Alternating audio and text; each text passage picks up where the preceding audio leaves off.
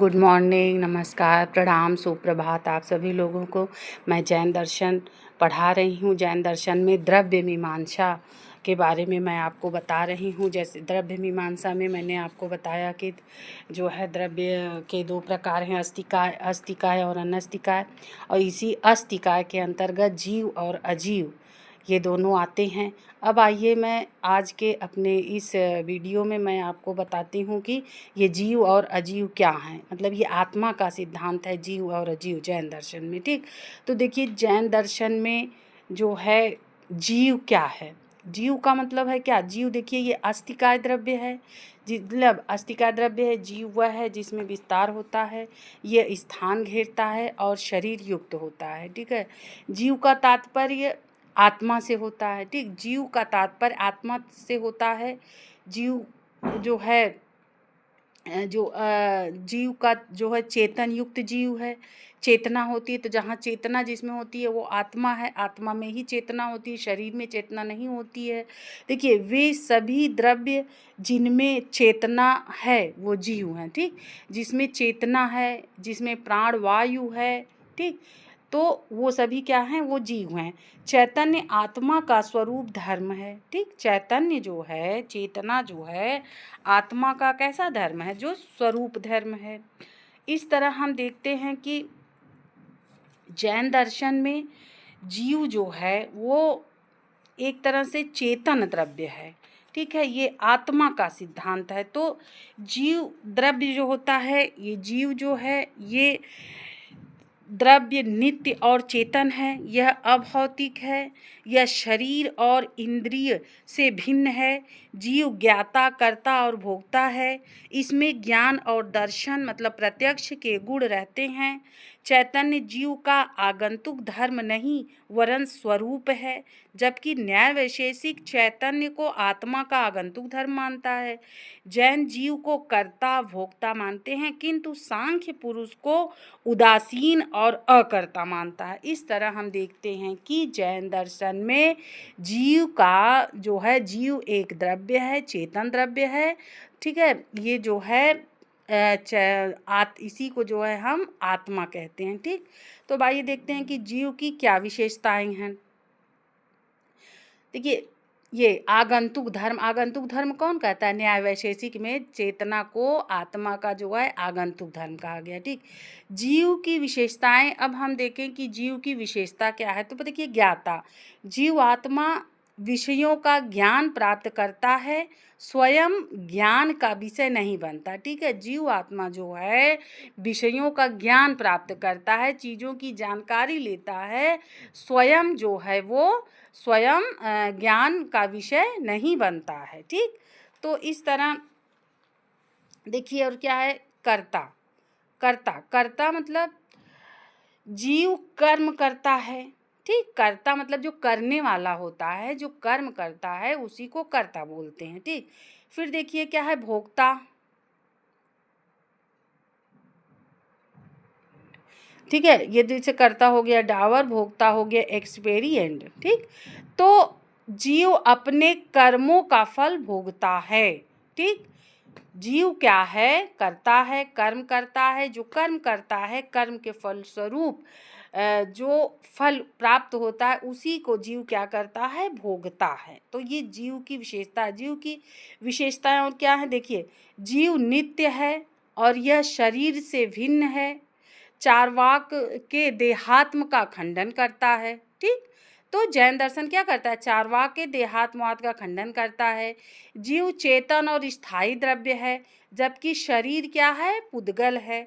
शरीर पुद्गल है, इसलिए यह जो है स्वभावतः अचेतन व नश्वर है। अतः जीव और शरीर एक न होकर के भिन्न है। तो जीवात्मा शरीर की चालक मात्र है। जीवात्मा आकारहीन है और शरीर आकारहीन है। इस तरह हम देखते हैं जीवात्मा अनंत चतुष्टय से युक्त होती है। ठीक, जीवात्मा जो होती है अनंत चतुष्टय से युक्त होती है। देखिए चतुष्टय, ये अनंत चतुष्टय क्या? देखिए अनंत दर्शन, अनंत ज्ञान, अनंत शक्ति, अनंत आनंद। ठीक, इन चारों को अनंत चतुष्टय बोलते हैं। ठीक, अनंत दर्शन, अनंत ज्ञान, अनंत शक्ति, अनंत आनंद।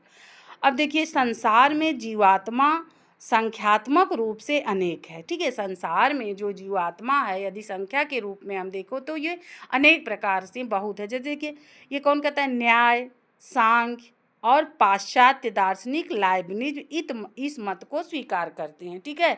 न्याय दर्शन, सांख्य दर्शन और जो है पाश्चात्य दार्शनिक लाइब्निज्म जो है क्या स्वीकार करते हैं कि संसार में जीवात्मा की संख्या क्या है, अनेक है। इस तरह देखिए, अब देखिए हम देखते हैं कि तो जीवात्मा क्या है। अब देखिए जीवात्मा और शरीर का क्या संबंध है। अब देखिए जीवात्मा और शरीर का, देखिए शरीर निष्क्रिय होता है, जीवात्मा में चेतना होती है, ठीक है। देखिए जीवात्मा चेतन द्रव्य है और शरीर अचेतन द्रव्य है, ठीक। जीवात्मा में जो है वो सक्रिय रहती है और शरीर निष्क्रिय होता है। तो दो विरोधी गुण वाले द्रव्य साथ साथ कैसे रहते हैं, इनका संबंध कैसे होता है। तो ये एक सोचने का विषय है कि जब जीवात्मा में चेतना है और शरीर अचेतन है तो फिर दोनों दो विरोधी गुण वाले एक साथ कैसे रहते हैं, तो ये सोचने का विषय है। इसमें क्या संबंध है, तो आइए देखते हैं। जीवात्मा संपूर्ण शरीर में निवास करती है।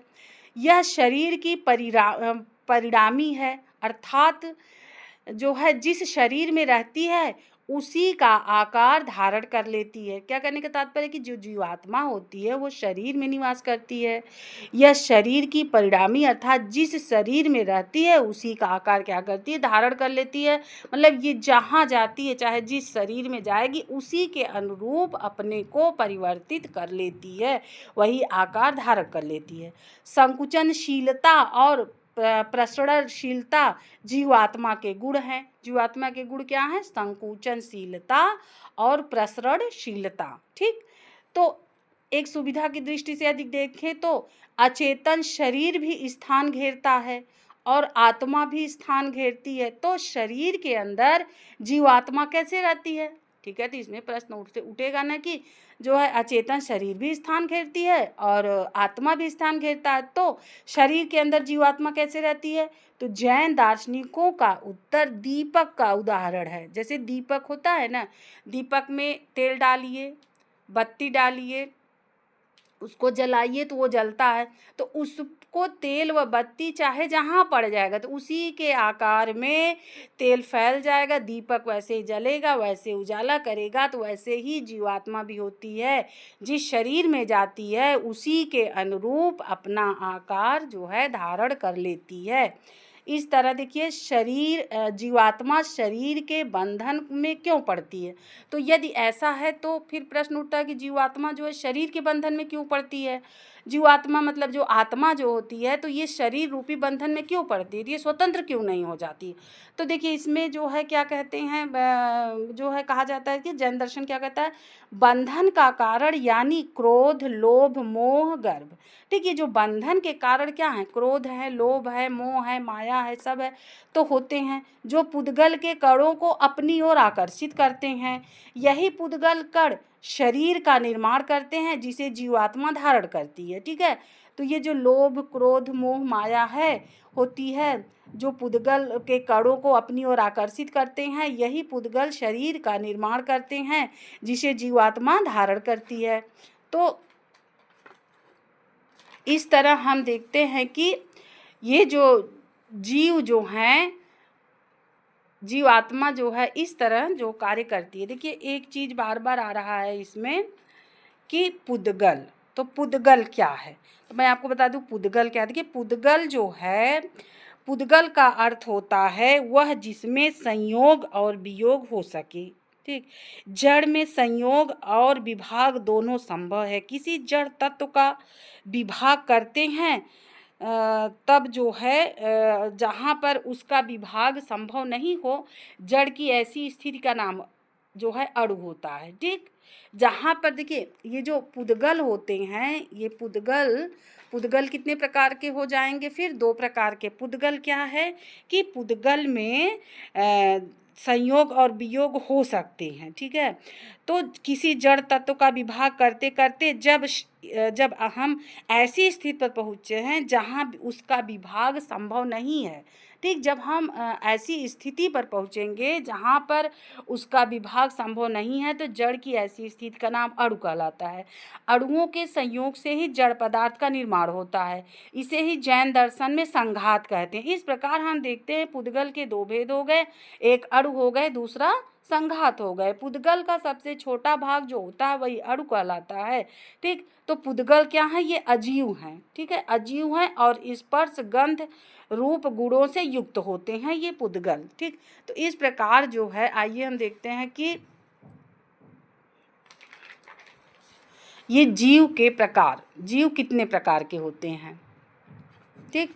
जीव के प्रकार, जीव जो है कितने प्रकार के होते हैं। देखिए जीव जो होते हैं क्या होते हैं? मुक्त जीव और बद्ध जीव। जीव जो है 2 प्रकार के हो गए, मुक्त जीव और बद्ध जीव। मुक्त जीव क्या है? वह जीवात्मा जिसने शरीर धारण न किया हो, यह अनंत चतुष्टय से युक्त होता है, जैसे केवली, ठीक। अनंत चतुष्टय से युक्त होता है जैसे केवली। अभी हमने बताया कि अनंत चतुष्टय क्या है, जैसे अनंत दर्शन, अनंत ज्ञान, अनंत शक्ति और अनंत आनंद। इन चारों से जो युक्त होता है वही जो है मुक्त जीव कहलाता है। उसको क्या बोलेंगे? लिबरेटेड, लिबरेटेड या मुक्त जीव। अब देखिए दूसरा हो गया बद्ध। बद्ध मतलब बाउंड। वह जीवात्मा जो शरीर धारण कर जन्म मरण के चक्कर में फंसे हुए हैं, जो शरीर धारण करके जन्म मरण के चक्कर में फंसे हुए हैं, उसी को हम क्या कहते हैं? बद्ध जीव। अब ये देखिए ये 2 प्रकार के होते हैं, स्थावर जीव और जंगम जीव। स्थावर जीव मतलब जो एक ही स्थान पर रहें, जैसे एकेंद्रीय। एकेंद्रीय का मतलब जैसे वृक्ष एक ही जगह रहता है, ये भी तो जीव है, उसमें भी तो जान होता है, वो भी तो श्वास लेता है, ठीक। ये एकेंद्रीय होता है, ये एक ही स्थान, इसको क्या बोलते हैं? स्थावर जीव। एक होता है जंगम या त्रस। ये क्या होते हैं? जो स्वतंत्रता पूर्वक अन्य स्थानों पर भी जा सकें, ठीक। जो स्वतंत्रता पूर्वक अन्य स्थानों पर भी जा सके, ये जो है 4 प्रकार के होते हैं, ठीक। ये जो है क्या नाम है इसका? जंगम, जंगम या त्रस। ये कितने प्रकार के होते हैं? ये 4 प्रकार के होते हैं। आइए देखते हैं द्रव्य। द्रव्य देखिए क्या है? अस्तिकाय, अनस्तिकाय, ठीक। अस्तिकाय जो है 2 प्रकार के हो गए, जीव अजीव। अब इस जीव के 2 हो गए, मुक्त जीव और बद्ध जीव, ठीक है। अब देखिए बद्ध जीव कितने प्रकार के हो गए? 2। स्थावर जैसे वृक्ष, जंगम, जंगम मतलब पंचेंद्रीय, जंगम या त्रस मतलब पंचेंद्रीय, ठीक है। पंचेंद्रियां, जो 5 इंद्रियां होती हैं यह इसके अंतर्गत आती हैं। जीव में देखिए दूसरा क्या होता है? 2 होते हैं ना, अस्तिकाय, अनस्तिकाय में काल। अब आइए हम आपको बताते हैं, ये देखिए ये क्या है इसके विषय में। जीव द्रव्य पिछले वीडियो मैंने आपको पूरा क्लासिफिकेशन करके बहुत अच्छे से समझा दिया है, ठीक। अब आइए देखते हैं इसमें अजीव द्रव्य क्या है, ठीक। अजीव क्या है? ये देखिए 4 प्रकार का होता है, धर्म, अधर्म, पुद्गल, आकाश। क्या होते हैं? धर्म, अधर्म, पुद्गल, आकाश।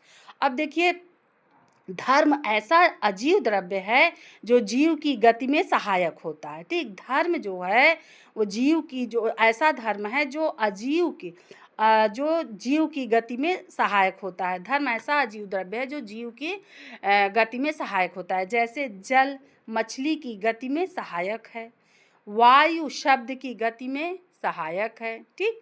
धर्म जो है अदृश्य है। अधर्म ऐसा अजीव द्रव्य है जो जीव के विश्राम में सहायक होता है, गति का विरोधी है, ठीक। अधर्म जो है वो गति का विरोधी है। वृक्ष की छाया, जैसे क्या है? वृक्ष की छाया गति का विरोधी होता है, ठीक। अब देखिए जड़ द्रव्यों को पुद्गल कहते हैं। जड़ द्रव्यों को क्या कहते हैं? पुद्गल कहते हैं। अभी हमने आपको बताया ना कि ये 2 प्रकार का होता है, अणु या संघात, हाँ, अणु या परमाणु पुद्गल, और दूसरा होता है संघात। देखिए सूक्ष्मतम भाग जो विभाजित न किया जा सके उसी को अणु या परमाणु कहते हैं, ठीक। सूक्ष्मतम भाग जो विभाजित न किया जा सके उसी को अणु या परमाणु कहते हैं। अब आइए देखते हैं संघात। अब देखिए संघात क्या है? संघात या स्कंध। दो या दो से अधिक अणु मिलकर संघात का निर्माण करते हैं। दो या दो से अधिक अणु मिलकर क्या करते हैं? संघात का निर्माण करते हैं।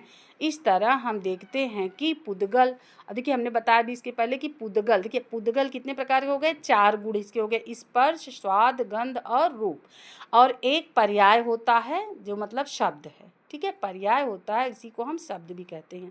अब देखिए यूनानी परमाणुवादी दार्शनिक जो हैं लियोसिपस और डेमोक्रेट्स ने अणु को गुणहीन माना है, ठीक। इन दोनों ने, जो ये यूनानी परमाणुवादी दार्शनिक से लियोसिपस और डेमोक्रेट्स, इन्होंने अणु को क्या माना है? गुणहीन माना है। देखिए अब आइए देखिए आकाश। आकाश जो है ये सभी जीव अजीव को आश्रय प्रदान करता है। इसका हम प्रत्यक्ष नहीं कर सकते, परंतु अनुमान से इसके अस्तित्व की सिद्धि होती है, ठीक। अब देखिए आकाश 2 प्रकार का होता है, एक लोकाकाश, दूसरा अलोकाकाश। अब देखिए लोकाकाश क्या होता है? इसमें जीव अजीव पाए जाते हैं, लोकाकाश में जीव अजीव पाए जाते हैं। और देखिए अलोकाकाश, अलोकाकाश लोकाकाश से परे आकाश जिसमें द्रव्य नहीं पाए जाते, ठीक। लोकाकाश से परे आकाश जिसमें द्रव्य नहीं पाए जाते हैं। अब देखिए आ गया काल। काल क्या हो गया? अनस्तिकाय द्रव्य। अब अनस्तिकाय द्रव्य देखिए 2 प्रकार के हो जाते हैं, पारमार्थिक और व्यवहारिक या सापेक्ष काल। पारमार्थिक मतलब आदि और अंत नहीं हो सकता, पारमार्थिक काल का आदि और अंत नहीं हो सकता है, ठीक। ये होते हैं काल। काल जैसे बदलते रहते हैं ना, काल हमेशा बदलता रहता है। पारमार्थिक काल आदि और अनंत, इसका आदि और अंत इसका नहीं होता है, काल हमेशा परिवर्तित होते रहते हैं। व्यवहारिक या सापेक्ष काल आदि और अनंत होता है, जैसे समय, समय का जो है आदि और अनंत होता है, ठीक है, टाइम का आदि अनंत होता है। ये हो गया आपका व्यवहारिक काल। इस तरह जो है हमने आज आपको बताया कि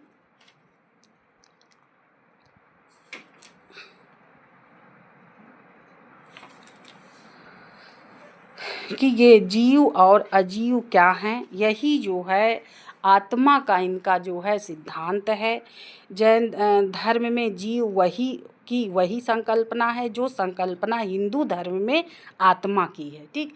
इसीलिए हम देखिए जो चारवाक फिलॉसफी है वो नास्तिक शिरोमणि माना जाता है, लेकिन जैन फिलॉसफी को हम इनको जो है अनिश्वरवादी नहीं कह सकते, नास्तिक नहीं कह सकते पूरी। ये किसी न किसी रूप में देखिए आत्मा को ये लोग स्वीकार करते हैं, ठीक।